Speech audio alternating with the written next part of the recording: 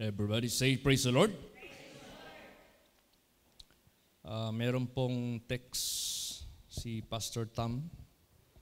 Sabi po dito, praise the Lord to all. Let us all prepare. Maghanda tayo lahat. Nagsimula na ang Third World War. Nagdeklara na si Putin ng gera. Now, ano ang mapupursi natin? If just in case lang ba, no? In case lang, puputok itong Third World War. This is war against giants na mga countries, especially between Russia and USA. Anong may imagine natin ang uri na gera na ito? Malayo yan sa World War I tsaka World War II. Hindi basta-basta ito kasi ang pinag-usapan dito is nuclear weapons. Alam naman natin yung nuclear weapons, that is mass destruction. How many times ang lakas ang ginawa nila ngayon na nuclear weapon during atomic bomb ng Nagasaki at saka Hiroshima. Mabuti na lang meron tayong presidente na ayaw niya magkaroon dito ng base militar ang ibang bansa. Bakit? Maging target tayo niyan. Mabuti pa walang base militar kahit anong bansa para hindi tayo maging one of the targets. So, kung sakali man darating ito, hindi basta-basta. Malayo man tayo sa kanila, hindi gaano apektado yung distraction sa atin. Pero maapektuhan tayo sa tinatawag na global crisis. Yan ang pinakaunang impact maramdaman in case darating na yan. Yung mahilig ng mga magbili ng mga damit galing China, hindi na yung ma-deliver. Yung Shopee. Wala nang delivery. Wala na, paralyzed lahat yan. Hindi yan basta-basta. So yung global consequence, yun ang maapektuhan tayo. Unang-una, yung global economic collapse. Mag-collapse ang global economic. Lahat ng mga imports hindi na magdating sa bawat bansa. So, posibilidad, shortage of supply. No? Magkakaroon ng shortage of supplies. Yan ang pinakamalaki. Lalo't na yung food supply. Buti na lang, Mindanao, nandito sa atin yung food basket. Pero ganun pa man, pag merong global crisis, hindi yan basta-basta. Maapektuhan talaga yan. Ngayon, ano ngayon ang ating stand? Kaya nag-reply ako kay Pastor Tam.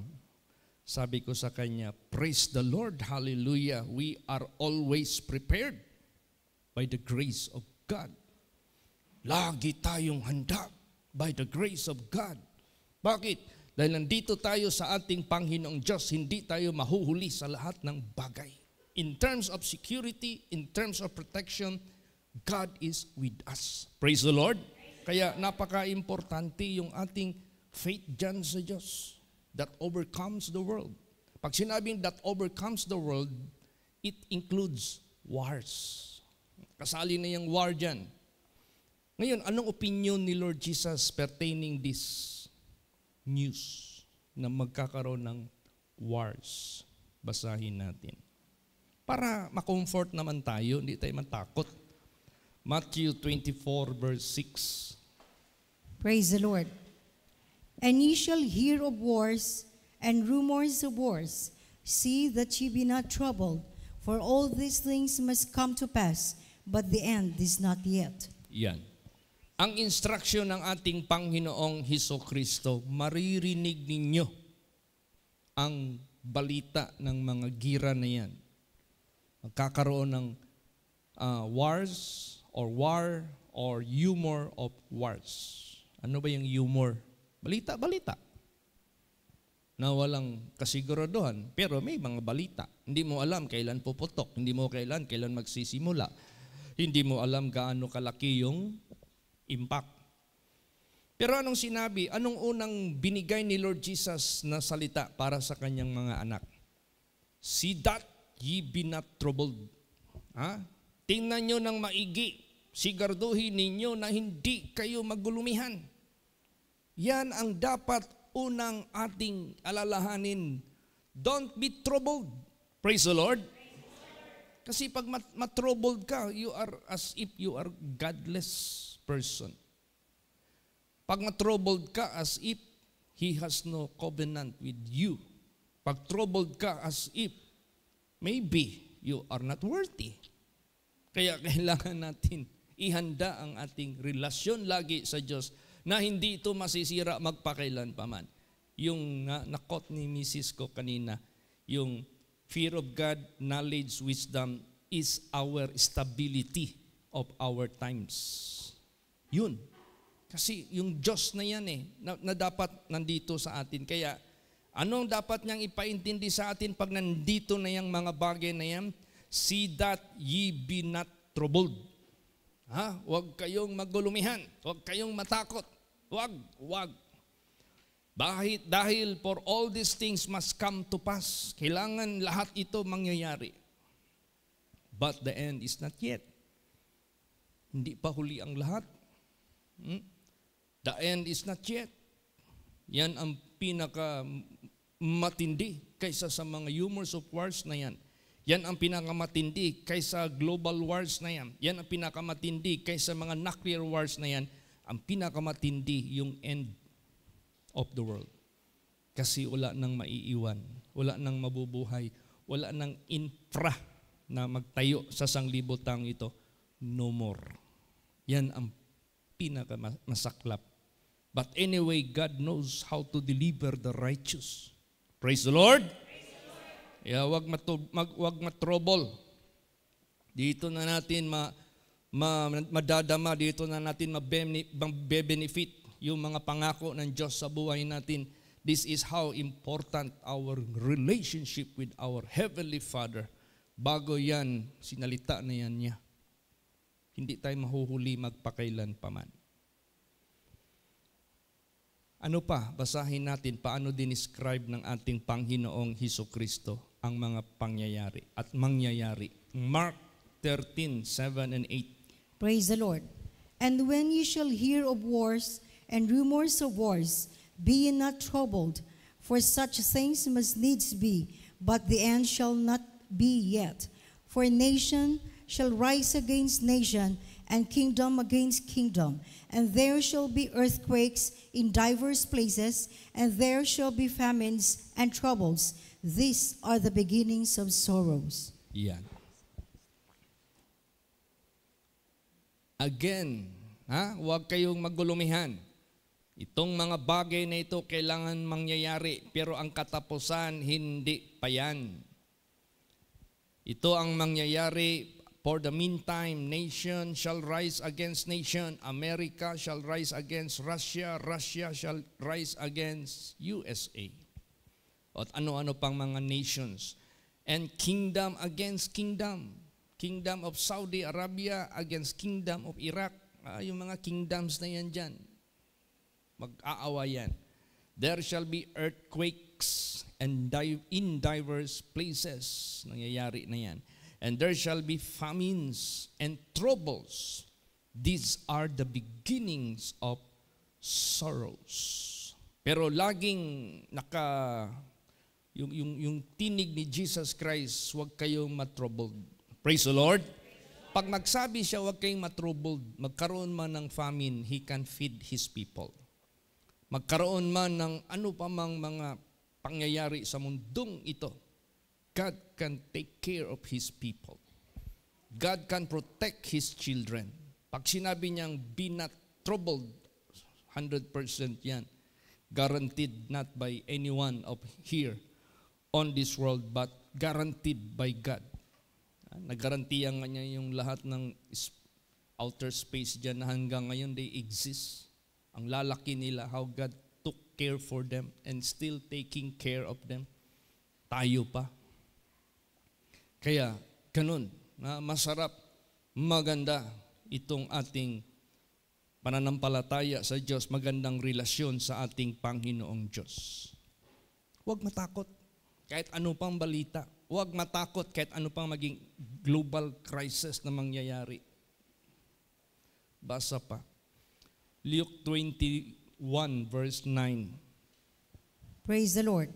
But when you shall hear of wars and commotions, be not terrified, for these things must first come to pass, but the end is not by and by. Yan. Pagbarinig nyo na ang mga gera na yan. Pag sinabing gera, ay hindi na yan humor. Hindi na yan balita. It's really wars. And commotions. Commotions, this is the impact of war. Ano yung commotion? Sigawan, yung terrified, ang mga tao, takot ng mga tao. Alam mo, hindi basta-basta. Pag sinabi mong commotion, looting doon, looting dito, yung mga dyan, malls, pasukin yan ng mga tao. Wala na, hindi na magdaan ng cashier yan. Hindi na yan magdaan, hindi na yan magrespeto ng oras, kung anong oras. Basta gira, ay nako. Ang mga tao, survival yung gagawin. Commotions nandyan. Pero ano pa rin sinabi ni Lord Jesus? Be not terrified. Praise the Lord. Be not terrified. He knows what to do for His people. Alam niya anong gagawin niya para sa kanyang mga anak. Be not terrified, for these things must first come to pass. Meaning to say, everything is under His control. Everything has been written and it must become to pass. Alam na ng Diyos, mangyari yan. Alam na niya anong magawa, anong kaya niya, anong gagawin niya sa atin. Kung sakaling ito madatnan natin, pag sinabi niyang be not terrified, huwag ka matakot. Praise the Lord. Rely on His capability, rely on His riches, rely on His power, rely on His angels. Lahat, may kakayahan siya. Kayang-kaya niya tayong, ang dami na kayong panaginip na sinasabi sa akin yan. Pastor, ganito, nagka-earthquake, nagbagyo, pero yung maliit na simbahan, hindi nasali. Maliit na simbahan, hindi na pahamak, pero ang daming na napahamak. What represents that? Yung ating magandang relasyon sa Kanya as children, faithful children of God. Yun ang tinitingnan ng Diyos sa atin. God said, my eyes shall be upon the faithful of the land. Praise the Lord. Huwag ma-terrified. Sino dito ang isang tao na batid na sa gira? Batid na sa gira. Kasi sa kanyang paghari sa Kingdom of Israel, puro gira ang kanyang hinarap. Kaya he has something to say for us tonight. What he experienced together with God na kasama niya ang Diyos. Praise the Lord. Basahin natin. Psalms 112 verse 7. Praise the Lord. He shall not be afraid of evil tidings. His heart is fixed, trusting in the Lord. Now, kung basahin mo itong Psalms 112, 1 hanggang 6, sino ang tinutukoy nito? He shall not be afraid of evil tidings. His heart is fixed, trusting in the Lord. Hindi siya matatakot, mababahala sa anumang mga masasamang balita na nangyayari sa paligid sa buong mundong ito. Ang kanyang puso talagang hindi na ito move, hindi na ito ma-terrified, hindi na ito ma-troubled, fixed na, trusting in the Lord. Kung basahin mo yung Psalm 112, 1 to 6. Kaya nga sabi ko nga sa inyo, dala kayo ng ballpen, dala kayo ng notebook. Pwede nyo gawing assignment yan . Sino ang tinutukoy dyan? Righteous person. Praise the Lord. The righteous person. Anybody. Kahit sino sa sanglibutang ito, if you are a righteous man, righteous woman, yan ang mangyayari. He shall not be afraid of evil tidings. His heart is fixed, trusting in the Lord. Righteous lang. Ano pa ang naranasan ng taong ito?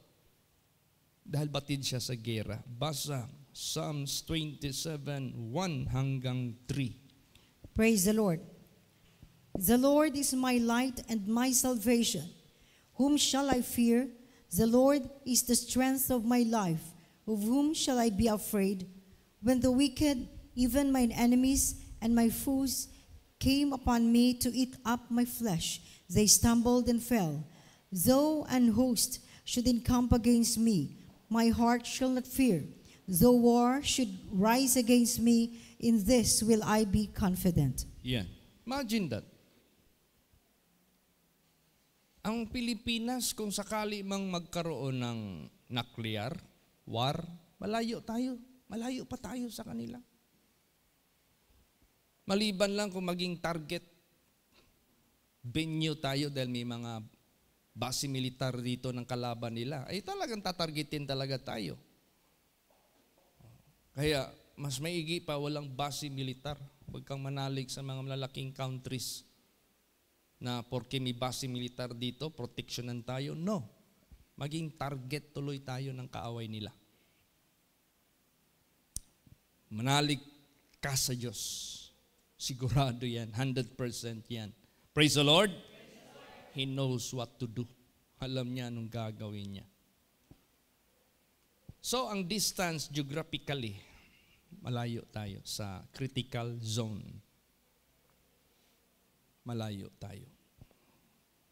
Kahit malayo tayo, yun ngang mismo venue ng gera sa buhay ni David. David, siya yung venue ng gera. Ginigira siya eh. Hindi nga siya natakot. Tayo pa na malayo tayo sa zone, war zone, sa kung sakaling maggira itong US sa Russia. Kaya nga lang, mag-complicate lang yan pag yung allies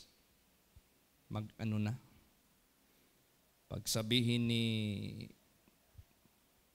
US nga, who will go for us against our enemy?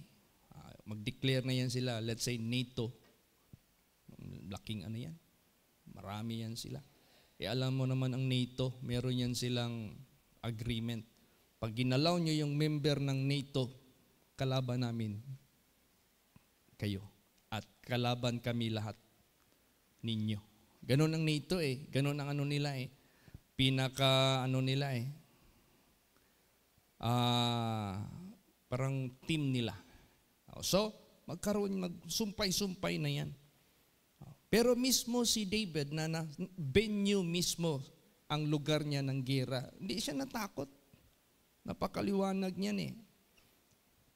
The Lord is my light and my salvation. Whom shall I fear? The Lord is the strength of my life. Whom shall I be afraid? When the wicked, even mine enemies and my foes, came upon me to eat up my flesh, they stumbled and fell. Though a host should encamp against me, my heart shall not fear. Though war should rise against me, in this will I be confident. That is pertaining war. Now, pertaining catastrophe na naman.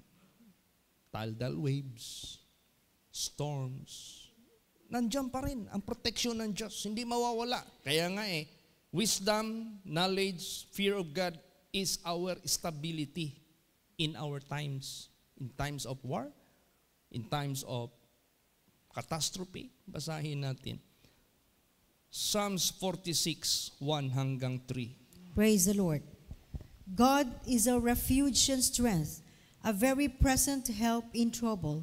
Therefore, will not we fear, though the earth be removed, and though the mountains be carried into the midst of the sea, though the waters thereof roar and be troubled, though the mountains shake with the swelling thereof. Yan. Kahit, alam mo yung the waters thereof roar and be troubled. This is tsunami. This is tidal waves. This is storm surge. Kung ano yung mga terminologies na ginamit. Kasi yung tumama sa Tacloban, storm surge yung ginamit nila na term eh. Pero hindi nila alam, natakluban talaga yung part ng area ng lugar nila. Kahit anong mangyari, therefore, sabi diyan, God is our refuge and strength, a very present help in trouble. He knows already, present, what He can do, what He will do for us, for you. Hindi delay yung kanyang tulong. Therefore will not we fear. Kaya hindi tayo dapat matakot. Though the earth be removed. Imagine that. Though the mountains be carried into the midst of the sea. Ang lakas na ano niyan. Ang lakas ng impact niyan. Alam niyo, may nag-explain na scientist. Perfect yung movement ng ating earth. Yung speed. Perfect talaga. Kasi kunting changes lang ng pag-move ng earth, talsik na tayo lahat. Kunting ding bagal ng movement ng earth, magkaroon ng delayance, baka lahat ng country natin mag-ice na ito lahat. Grabe ang Diyos.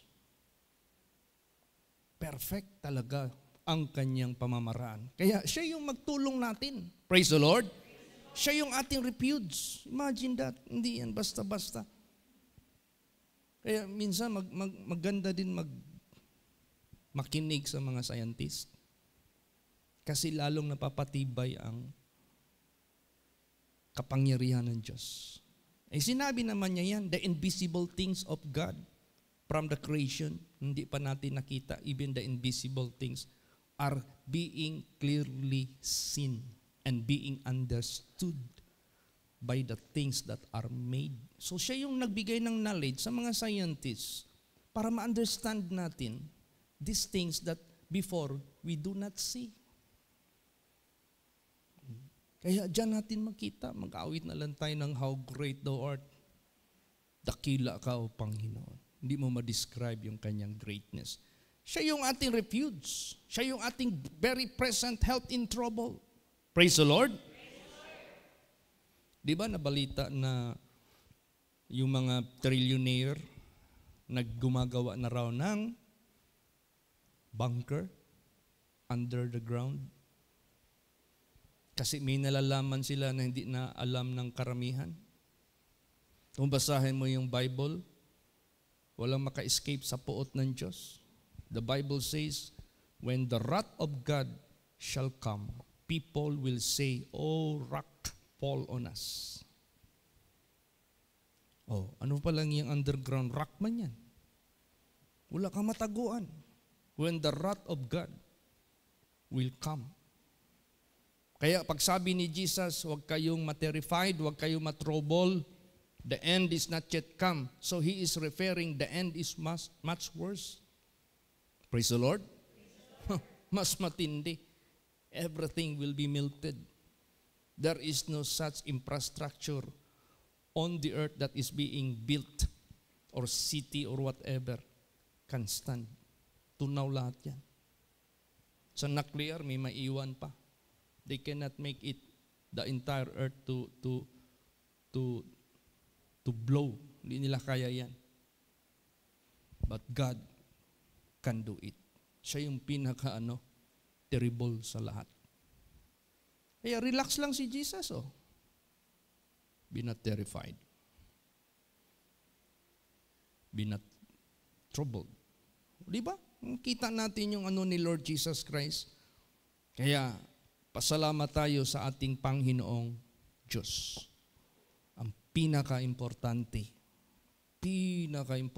na paghandaan natin ang pagbalik ni Lord Jesus Christ. Praise the Lord! Kasi pag hindi ka nakuha ba? In case ba na buhay ka, hindi ka na-rapture? O kaya patay ka, hindi nag-move yung katawan mo doon, hindi nag-resurrect? Pinakadelikado yan.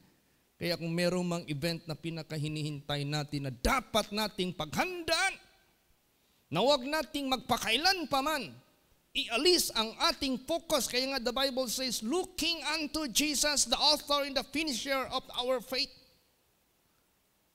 Who shall look for him shall appear in the second time without sin unto salvation. Yun ang pinaka-importante sa buhay natin. Don't be terrified.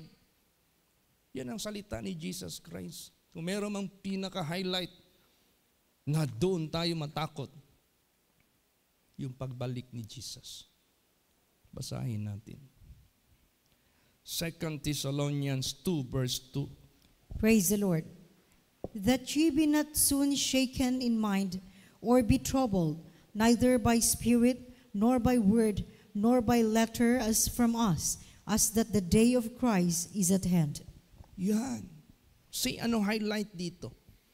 Huwag kayong basta-basta ma-shaken sa isip ninyo, ni magulumihan man sa pamagitan ng Espiritu, sa pamagitan ng salita, o sa amimang mga sulat para sa inyo. Katulad sa araw ng pagbalik ni Kristo ay malapit na. So doon tayo magkaroon ng consciousness, awareness, preparedness. Doon tayo nakapokus kasi pag magkaroon, in case lang ha, magkaroon ng nuclear war, ang tao pag mamatay, instant. Pero sa pagbalik ni Lord Jesus, pag hindi ka nadala, hindi ka naligtas, what kind of suffering you're going to suffer? It is endless. That is terrible. That is horrified. Matindi yan. Tingnan mo si Jesus nagsabi, huwag kayo matakot sa makakapatay sa laman ninyo. Matakot kayo doon sa itaas na makakapatay sa dalawa, sa laman ninyo at sa inyong kaluluwa. Yun ang pinaka-horrible sa lahat. Kaya kung gusto niyang buhayin ka pa, kahit ano pang mangyari sa mundo, He can let you live for a purpose. And much more, kung gusto kanyang ligtasin sa second death, He can do it. And nagawa na niya lahat yan. Gusto na lang ni Lord Jesus Christ sa buhay natin, stay in Him. Huwag ka mawala dyan sa Kanya. Kaya napaka-importante yung ating faith sa Diyos that overcomes the world. Praise the Lord! Including lahat na yan. Kahit ano pang isa-cite mo na mga pangyayari sa mundo. Be an overcomer of this world by faith. Paano dinescribe dito yung feeling ng isang tao na matibay ang relasyon sa Diyos? Yung stable yung relasyon niya sa Diyos. Totoo yung relasyon niya sa Diyos. Ano ang feeling niya if in case may mangyayari sa mundo? Basahin natin. Habakkuk chapter 3, 16 hanggang 18. Praise the Lord. When I heard, my belly trembled, my lips quivered at the voice. Rottenness entered into my bones, and I trembled in myself, that I might rest in the day of trouble. When he cometh up unto the people, he will invade them with his troops. Although the fig tree shall not blossom, neither shall fruit be in the vines, the labor of the olive shall fail, and the fields shall yield no meat. The flock shall be cut off from the fold, and there shall be no herd in the stalls. Yet I will rejoice in the Lord. I will joy in the God of my salvation. Imagine that. Mabago man ang status ng mundo, mabago man ang status ng negosyo mo, mabago man ang status ng buhay mo, trabaho mo sa sanglibotang ito, magkaiba-iba man ang pangyayari sa mundong ito. But if you have true and faithful relationship with your God, with your Creator, anong sinabi dyan? Yet will I rejoice in the Lord. Hindi ka na move. I will joy in the God of my salvation. Hindi ka na move. Praise the Lord. You go beyond the situation. Kaya mong lampasan yung sitwasyon sa mundong ito. It doesn't affect your joy because God is your salvation. Siya yung magliligtas sa iyo. Kaya ganun, napaka-importante. Diyan natin matitreasure the importance of our faith and obedience to our God. Pag righteous ka, yung kanina na Psalms kanina, basahin nyo pagdating nyo sa bahay, Psalms 112, 1-6. Sino yang he shall not be afraid of evil tidings, his heart is fixed, trusting in the Lord. Righteous yan. Righteous man yan, righteous woman yan. At itong Habakkuk chapter 3, 16-18, yung bago lang binasa ngayon, righteous yan. Wala nang iba. Kaya ganun, kaimportante. Kaya the longer na naglilingkod tayo sa Diyos, the bigger we can have the knowledge and wisdom galing sa Diyos. The more we have the knowledge and the wisdom galing sa Diyos, at lalo't na yung fear of God, the closer we shall have with Him. Lalo tayong naging closer sa Kanya. Lalo tayong naging stronger sa Kanya. Lalo tayong nabubos yung ating pananampalataya sa Kanya. Even such words, Habakkuk 3, 16-18, wala ka ng kakatakutan pa. Ano pang mangyari?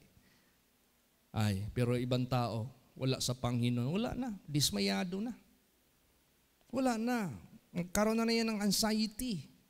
Magkaroon na yan ng depression. Hanggang wala na. Hindi na yan makakilos, hindi na yan makaisip ng katinuan. Wala na. Frustrated na yan masyado. Pero iba ang nasa Panginoong Diyos. Bakit? Because God hath already revealed the end from the beginning. If you are part of the works of God, huwag kang matakot. He is the owner of all. He controls everything. Kaya nga ang sabi ni Jesus, this must come to pass. Be not be troubled. Huwag kayong matakot. Kailangan ito mangyari. Kailangan ito ma-fulfill. Praise the Lord. So, God is in control of everything. Kontrolado niya ang lahat. Kaya, yung ating faith, yung mensahe last Wednesday, napakaganda yun. Yung ating faith sa Diyos, kaya nga inulit yan ni Jesus ngayon. Basahin natin. John 14 verse 1. Praise the Lord. Let not your heart be troubled. Ye believe in God, believe also in me. Yan. Huwag magulumihan ang inyong puso. Maniwala kayo sa Diyos, maniwala din kayo sa akin. Maniwala tayo sa Diyos, maniwala tayo sa ating Panginoong Hesukristo because He is the one whom He tell us. Kung ano yung sinasabi niya, maniwala ka sa Diyos, maniwala ka rin sa Kanya. Kasi siya yun. Maniwala tayo. Napaka-importante yan. Tsaka huwag tayong manalig sa building, huwag tayong manalig sa bunker, huwag tayong manalig sa politician, huwag tayong manalig sa greater country na magpasalig na I will protect you. No.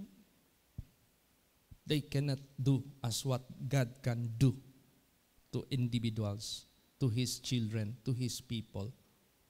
Kayang-kayang gawin ng Diyos. Alam na ang Diyos. Alam mo anong klaseng peace ang kayang ibigay ng Diyos sa atin? Hindi kayang ibigay ng world. Hindi. Basahin natin yan. John 14 verse 27. Praise the Lord. Peace I leave with you. My peace I give unto you. Not as the world giveth, give I unto you.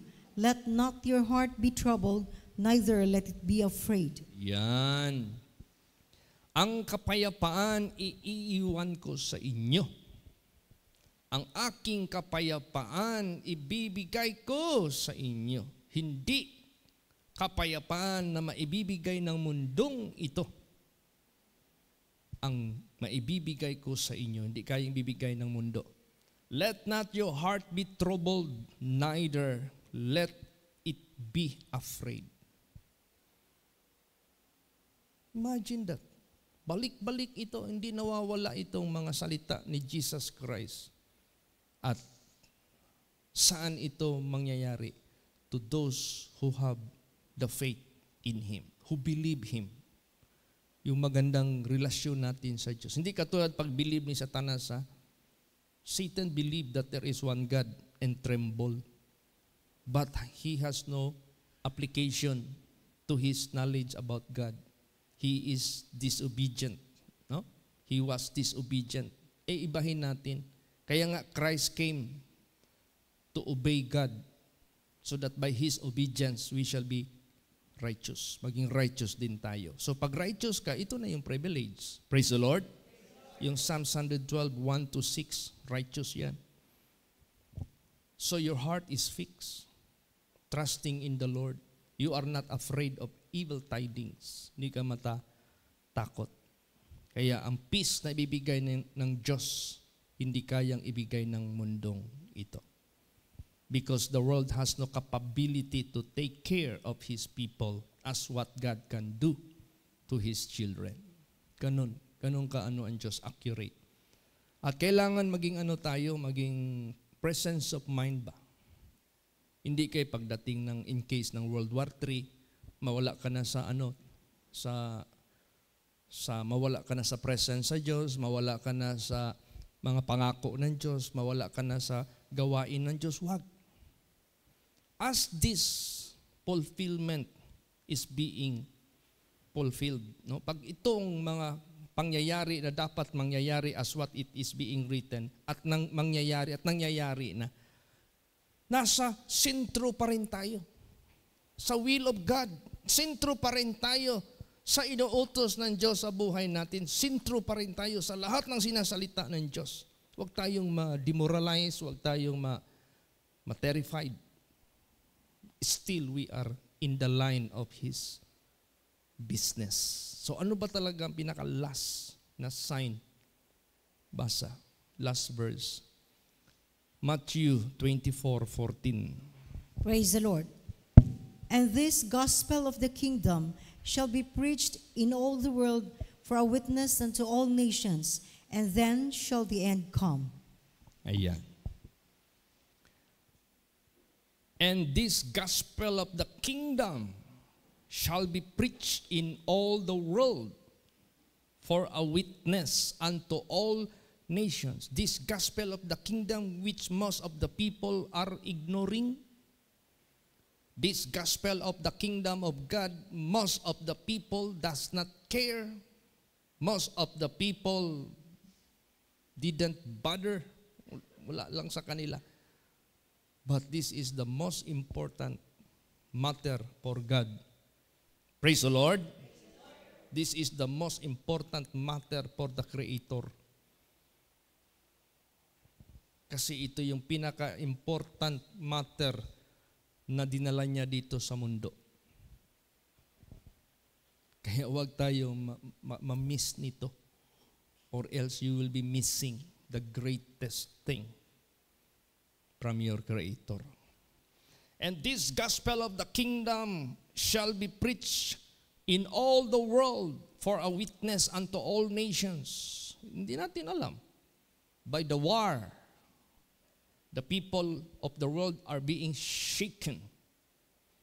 And this is the moment they will be seeking God. Yun na yung sinabi niya, I will shake all nations, and their desire shall be unto the Lord. Praise the Lord. Kasi ang desire ng mga tao ngayon nasa pagpapayaman. Ang desire ng mga tao ngayon nasa balisa, sa mundong ito, sa kalayawan. Kung ano-ano ang iniisip. Wala na silang iniisip na mamuhayng banal. Lasing dito, lasing doon. Kalayawan doon, kalayawan dito. Wala. They don't care about repentance. They don't care about turning away from wickedness. Wala sa isip. So, kung ito'y gagawin ng Diyos, gamitin niya itong global war na ito to shake all nations, that their desire will be upon the Lord. Makinig na yan sila. Last na ito, recourse ng Diyos bago niya tapusin ang mundo.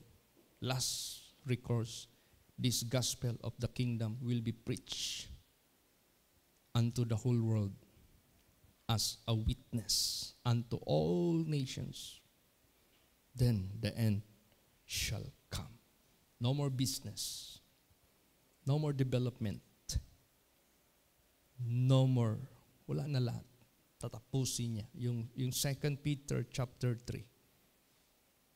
All the elements shall be melted with a fervent heat. If we are looking for the eternal glory, what kind of life you must live in holiness and in righteousness. Praise the Lord. Yan ang gusto ng Diyos. Don't be terrified, don't be troubled of all wars and all humors of wars. This has to come, has to fulfill. But the end is not yet, sabi ni Jesus Christ. So wag tayong concentrate tayo sa lahat ng sinasabi ni Jesus Christ. Bakit? Ay kung matuliro tayo, kung mawala tayo sa passing, sino pang gagawa sa pinapagawa ng Diyos? Di ba? Eh ikaw naniniwala sa ating Panginoong Diyos na naging servant of God ka, naging child of God ka. You are united with God. Of course, sila yung gagamitin ng ating Panginoong Diyos because sila yung nakakaintindi sa ways of God. Sila yung nakakaintindi sa will of God. Kaya nga sinabi diyan, be not unwise, but walk circumspectly, not as fools, but as wise, knowing what is the will of God. Kasi papagawa niya sa atin yung kanyang gawain. Kaya, don't be terrified of all these wars and humors of wars. Stay with God.